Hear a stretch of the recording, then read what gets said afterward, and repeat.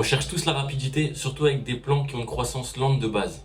Tu veux que tes semis de piment poussent plus vite, plus fort et plus compact, parce que parfois ils survivent, mais ils ne décollent pas forcément, ils stagnent. Et souvent pour qu'ils poussent plus vite, on pense simplement qu'il faut rajouter plus d'engrais, mais laisse-moi te dire une chose, c'est que c'est faux et ça fait partie des plus grosses erreurs. Aujourd'hui, je vais te montrer comment booster réellement tes semis, et sans les stresser, sans les brûler et sans faire d'erreurs. Bonjour et bienvenue sur GrasPC, j'espère que vous allez bien, en tout cas moi ça va super bien. Donc dans les précédentes vidéos, on avait vu justement les semis qui filent, et on avait vu aussi les semis qui jaunissent. Aujourd'hui, on va encore aller plus loin, on va pas juste corriger un problème, mais on va optimiser ta culture pour que tu aies une bonne saison. Parce qu'un semis bien lancé, c'est un plan puissant et productif plus tard. On va donc voir les 5 leviers qui vont te permettre de booster ta culture de piment. Le premier levier, ce sera la température. Il faut savoir que le piment est une plante tropicale et qu'à 18 ou 19 degrés, son métabolisme ralentit, l'absorption des nutriments diminue et donc la croissance stagne. Il va survivre, mais il ne performera pas. Donc si tu veux booster tes semis, je te conseille de garder une température de 22 à 25 degrés la journée et de ne pas descendre en dessous de 20 degrés la nuit. Si tu n'arrives pas à avoir ces températures, je peux te donner quelques petites astuces. Donc la première astuce, ça va être d'utiliser tout simplement un tapis chauffant. Donc un tapis chauffant que tu mettras en dessous de tes semis pour justement maintenir une température qui sera adéquate. Je te conseille aussi d'éviter les rebords de fenêtre qui sont froids. J'ai une petite astuce pour pallier à ça justement, donc tu peux mettre un morceau de polystyrène entre ton pot et ton rebord de fenêtre. Donc comme ça, ça va servir d'isolant en fait. Tu peux aussi stabiliser la température ambiante de la pièce. Donc il suffira de mettre simplement un peu de chauffage dans ta pièce.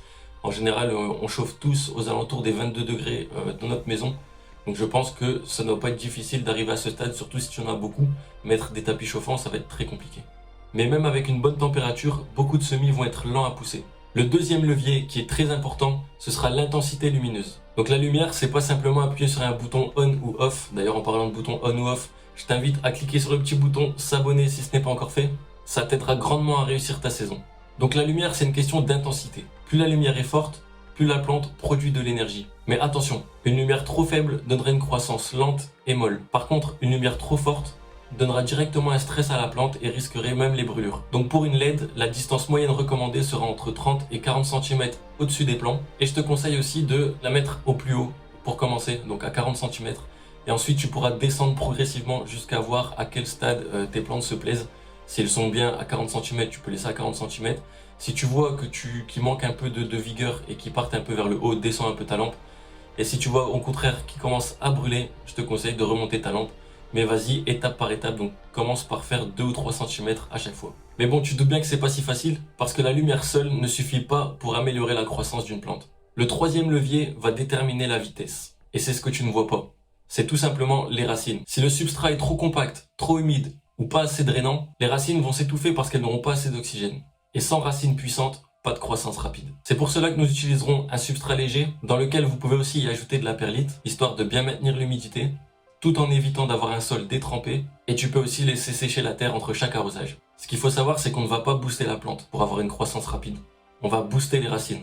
Et le quatrième levier, ça va tout simplement être un engraissage au bon moment. Et donc une des erreurs les plus classiques, c'est qu'on veut accélérer la croissance, et donc on se dit on va donner plus d'engrais.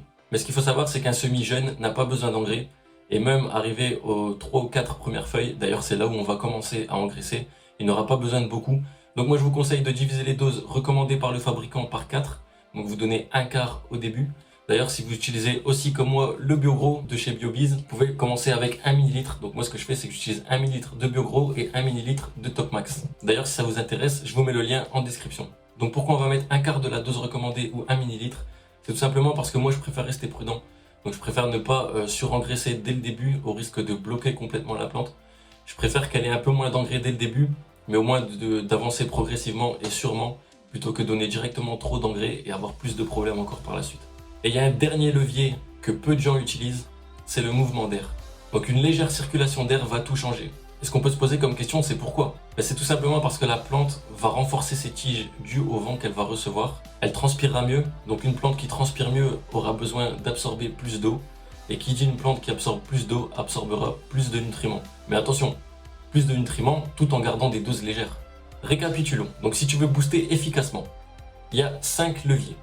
On aura la température, l'intensité lumineuse, le substrat, l'engraissage progressif et le mouvement d'air. On aura nos 5 leviers. Et surtout, n'essaye jamais d'accélérer brutalement.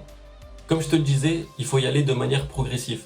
Donc commence à petite dose et tu verras comment tes plantes réagissent.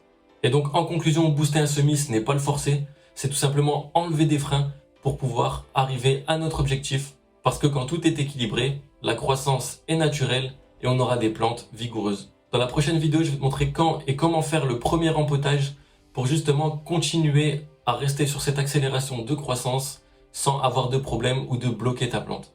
D'ailleurs, dis-moi en commentaire lequel de ces 5 leviers tu vas améliorer en premier.